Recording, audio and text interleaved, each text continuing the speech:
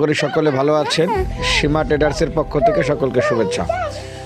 প্রিয় দর্শক, আজকে আমরা দেখাবো যে এই শীতের মধ্যে কিভাবে আপনার গবাদি পশু, ছাগল, ভেড়া, দুম্বা ইত্যাদি পশুকে পোশাক পরাবেন। দেখুন, আমরা একটা সালার বস্তা নিয়েছি। এই বস্তার চারপাশে 4টা ফুটো করে দিয়েছি। তো এখন প্রত্যেকটা পায়ের মধ্যে আমরা এই ফুটো করা ছালার বস্তাটা ঢুকিয়ে দিব।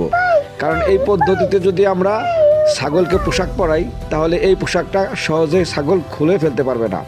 কারণ অনেকেই আমরা এই বিড়ম্বনায় শিকার হয়ে থাকি যে ছাগলকে পোশাক পরালে সে ওটাকে খুলে ফেলে দেয় এবং খুব একটা ঝামেলা করে। তো প্রিয় দর্শক, আপনারা সহজে এইভাবে কিন্তু ছাগলকে পোশাক পরিয়ে দিতে পারেন যাতে তারা ঠান্ডার হাত থেকে বাঁচতে পারে। কারণ ছাগলের প্রধান শত্রু হচ্ছে ঠান্ডা।